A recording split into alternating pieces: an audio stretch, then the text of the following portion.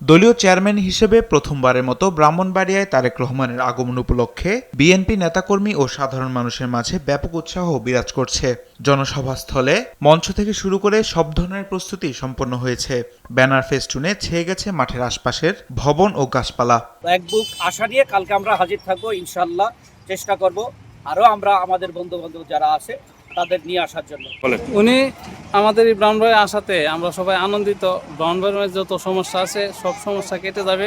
আমাদের এলাকার বিএনপি যারা আছে তারাও খুশি, আমরা জোর যারা আছে তারাও খুব খুশি। বিএনপি, যুবদল, ছাত্রদল, অঙ্গ সংগঠন এই প্রস্তুতি নিয়ে সর্বোচ্চ দলকর্মী কাজ করতেছে। আকিজ নিয়ে এলো বিশ্বমানের বেবি ডায়াপার মাম্মাম, কটনে সফট ম্যাটেরিয়াল, বাবুকে দেবে র্যাশ ফ্রি সুপার কমফোর্ট। দলীয় নেতাকর্মী ছাড়াও আইনশৃঙ্খলা রক্ষাকারী বাহিনীর বিভিন্ন পর্যায়ের কর্মকর্তারা একাধিকবার সভাস্থল পরিদর্শন করেছেন।